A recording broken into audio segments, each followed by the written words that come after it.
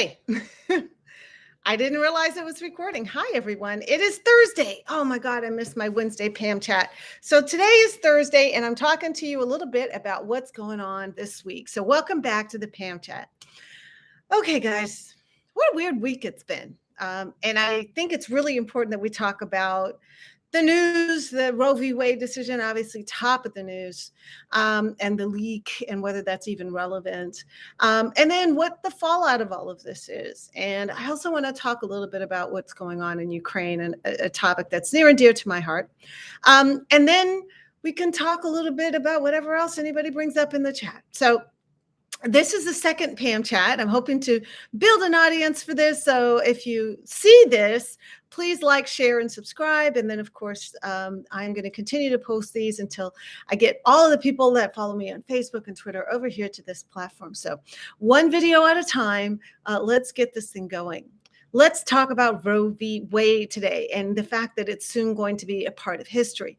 At least that's the way it looks right now. I got to be honest with you.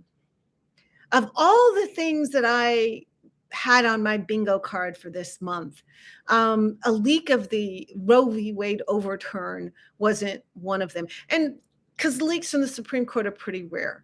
But also, part of me wondered why we were so shocked, because everybody knew that the Supreme Court was going to overturn Roe v. Wade. I guess we all, on the one hand, kind of knew they would. And on the other hand, we're like, maybe they really won't, because it's just going to be so bad. And I don't know. I think we were slightly optimistic that maybe they wouldn't go there, but then most of us knew that the whole point of those justices being on the Supreme Court was Roe v. Wade. So I don't know. They did exactly what we thought they were going to do. But in a way, it's gratifying to have it just kind of like out there. Okay, it's over. It's now done. We're not guessing anymore. We now know where they're going. And that's good news, I guess, to a certain extent, when it's also extremely bad news. But it is good news because now we know what we're dealing with. And I think it is energizing people to step up, speak up, and speak out. And it's not about abortion. Now, everybody says, oh, it's the woman's right to choose. It is a woman's right to choose. It is about reproductive choice. But more than anything, it's about autonomy over yourself. That's what it is. It's about freedom and autonomy and privacy over your own life and your own choices and decisions. And a group of people on this planet who think that women should not have that freedom, should not have that right, because they have procreating organs, and therefore, you get your humanity and your autonomy and your individuality taken from you. And the draconian measures that we are seeing sort of ripple out in Republican states as a result of that are just incredible. I mean, Louisiana now has a bill that defines life as the moment of egg fertilization, which would basically criminalize Plan B and IUDs and all of a variety of other kinds of contraception. Right? Don't say they're not coming after your birth control. They absolutely are, right? And so, and the reason that the Louisiana statute looks the way it does is because Louisiana has a lot of Catholics, and it's the doctrine of the Catholic Church that life begins at conception. That's not what Jesus believed. Right? What Jesus believed was that life began at birth, because that was the Jewish tradition. And don't think for a hot second that there was not abortion during Jesus' time. Of course there was. And so Jesus never, ever once spoke about abortion being murder, ever. He spoke about every kind of person, children and mothers and fathers and tax collectors, people, the ill, the infirm, the traveling person, the rich, the poor. He talked about everybody, but one group of people who never talked about was the unborn. And the reason Jesus never talked about the unborn is because in the Jewish tradition, unborn was not a person. Life began at birth.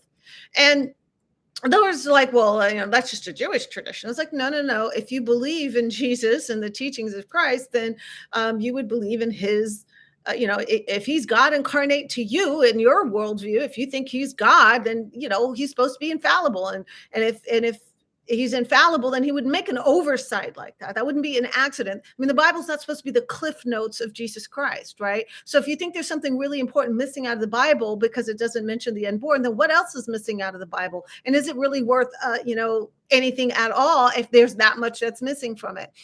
So if you consider yourself a Christian, read the words in red and follow them.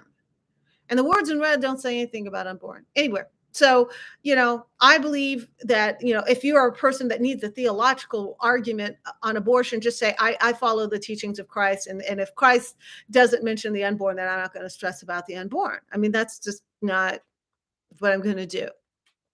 But I don't need a theological reason. I mean, I have a constitutional reason. And the constitutional reason for me is that all of us, in order for the Constitution to have any meaning, all the other freedoms in the Constitution have any meaning, the first and foremost freedom you have to have is control over yourself as an adult, right? Control over yourself and autonomy of yourself and your body and your person. You got to have that before you can have anything else, right? Doesn't matter if you have freedom to speak if you don't have freedom over your own person. Right? It doesn't matter if you have freedom of religion if you don't have freedom over your own person, right? Because you don't have freedom of religion if other person's religion can be imposed upon you because you're a woman. You don't have a freedom of religion, right? So again, I am shocked by this, not shocked by this, uh, and unsure what to make of it all, right? I hope with every fiber of my being that every rational, sentient American realizes the threat that we're facing, realizes the danger that we're in, and shows up at the polls and votes every single Republican out. I don't care who they are. I don't care what their position is. Vote them all out because they're all part of the team and they don't check each other well enough to trust one to do so. We can't, here's Susan Collins talking about how shocked she is, but will she do anything to reverse it? No. Right? Murkowski, will she do anything to reverse it? No. Right? We can't trust anybody in the GOP to actually do the things that help protect our democracy. They talk about it, some of them, but they won't do anything. So they all got to go. As far as I'm concerned, top of the ballot to the bottom, all Republicans have got to go. So that's my opinion on that. A lot of people are asking me, well, what can we do if short of stacking the court? What can we do? Well, obviously we can pass abortion rights legislation as a federal right. And of course, a lot of states are going to be really angry with that, but we don't have the votes to do it. If we broke the filibuster, we could do it with 51 votes, but we don't have the votes to break the filibuster. Right. So all of us who thought that we actually got a Democratic majority when we got Warnock and Ossoff elected, we were duped. We did not get a Democratic majority. They didn't get a Republican majority, but we didn't get a Democratic majority. And that is what Kirsten Sinema and Joe Manchin have accomplished for this country. Stasis and division. And I hope they're proud of themselves. I don't know how much longer they're going to be in office. I am absolutely personally committed to seeing Kirsten Sinema primaried, and I think she's going to be. And I don't know. Manchin seems to be popular in West Virginia, but maybe he stays in the Senate. But our mission and our responsibility is to pick up enough Democratic Senate seats with real Democrats that we don't care what they do anymore. And that's going to be really important in days and the months to come. I'm interested to know what other people are thinking about Roe v. Wade and kind of how they're dealing with it, and what they think can be accomplished between now and November besides turning out the vote.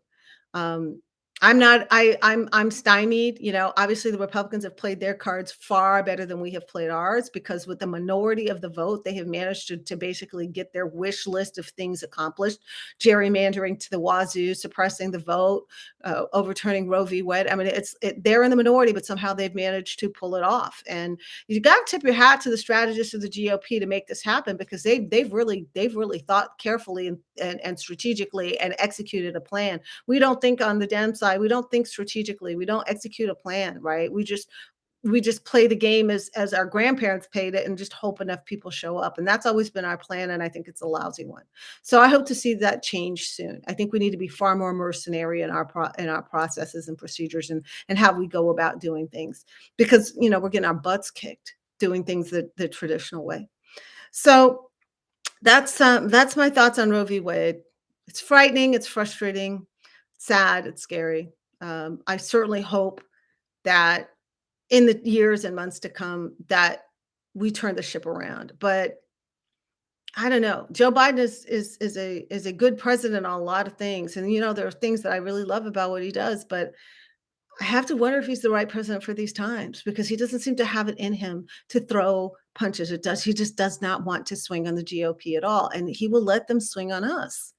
And that incongruity is heartbreaking and it's exhausting. And I keep praying that there's going to be some kind of something that happens that turns this around. Maybe it's the January 6th committee or something. I don't know. But a lot of people are losing hope and they're losing faith. And I hope that that trend changes. I sincerely do. As for the next steps, I've been working on a new project to try to register Gen Z voters, to not leave it to chance, to not just hope they show up, because there's a lot of energy, but doesn't mean that energy translates to votes. We hope it does, but it might not. And I'm like, well, why leave that to chance, right? Why not harness that energy and actually give them incentives to register and vote Democrat and actually track that and gather data about it and weaponize and use their energy, their creativity, their talents to influence each other. Why not do that? So I wrote a plan and I hope that the plan gets picked up. I hope people read the plan and say, this is a good idea. I like this. And then let's move forward with that. Let's try to execute something strategic. If we do, I think we can absolutely run the tables in November. I think it's going to be a blood bath for the GOP if we do what we need to do. Now, can we bring enough votes to the table to overcome gerrymandering and to overcome voter suppression and draconian ID laws and all of that remains to be seen. But we need to start doing the work now, and we need to start supporting our candidates now. So please do that. Okay, enough about that. Let's talk a little bit about Russia and Ukraine. I do spend some time in that Walter Report chat room, which is on Twitter. And there are some fascinating conversations that go on in that space. And I mean, really fascinating. So I enjoy it very, very much. And I get up-to-date information about what's going on in Ukraine and what the United States can do to help Ukraine more. And I'm always pushing the government to try to do more. Let's do more. Let's help Ukraine more. But there's good news and bad news, and on the battlefront, that's what's going to happen. The good news is that Ukraine is taking more territory back from the Russians. The bad news is that the Russians have basically decimated Mariupol, and a lot of people have lost their lives there. Some civilians got out, but I think the combatants there were all, I don't know what the status is, but I think the news is pretty bad. The Russians are starting to rename streets in the territory that they are occupying, as trying to make a show that it's a Russian territory now, and that's just never going to be accepted. So, hard to know what all is going on with this war and where it's going. It just seems like it's going to drag out for some period of time. It doesn't look like there's an end on the horizon anytime soon. But I sincerely hope that the gains that the Ukrainians are making continue to happen and that they continue to push back the Russian forces. So that's where things are in Ukraine. I have said it many, many times, and I continue to say that we should have enforced a no-fly zone from the very beginning and have blocked Russian forces from entering, let alone having to repel them away. But just because I think it doesn't mean other people agree. So, one thing I will give Joe Biden credit for is the ability to, keep the international coalition together. But the longer this thing goes on, the harder it's going to be to hold that coalition together. Now nations are self-interested. People see money to be made. Russian stocks are at an all-time low. So, maybe that's an opportunity to invest. There are people out there who are going to buy bargain basement from Russia if this thing drags out too much longer. So getting decisive win on Ukrainian territory is really important. And we need to sort of start pressing the advantage and joining Ukraine and pressing the advantage now and trying to break the stranglehold of the Russians and basically create a barrier that they can't get through to get back into Ukraine. So that's what I hope to see happen. And that's what I expect to see happen, but I don't know when. That's what's going on with Ukraine. The last big thing that is on the agenda, I guess, is talk a little bit about Twitter and the purchase of Twitter. For those of you who don't know, I am not a fan of Tesla, and it's not just because of Elon Musk. I am not a fan of Tesla because I think it's a very racist company, and I think that because hundreds, and I mean hundreds, of Tesla employees have filed suits against Tesla for race discrimination, and they have not done anything. They haven't fixed anything. So yeah, I have a real problem with Tesla. I still just don't like the way the vehicles looks. I don't think they're all that sexy or that great. But more than anything, I don't like the way Tesla hype people behave on social media. I don't like it. I think it's crazy. They act like MAGA.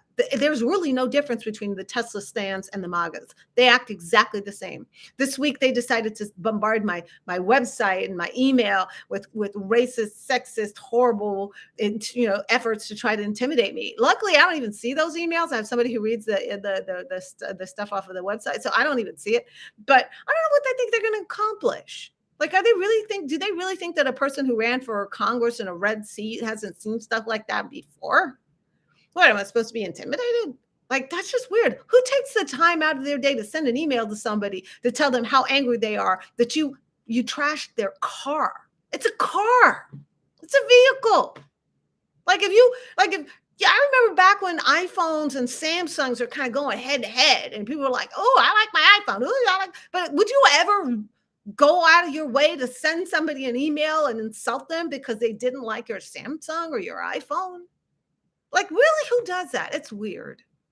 Something is going on with Tesla and how Tesla operates, and I think it's worthy of investigation because there's something very rotten in Denmark over there. I don't know of any company, any product anywhere that has a group of hype men and bots and trolls like Tesla. It is unique, and unique in a bad way.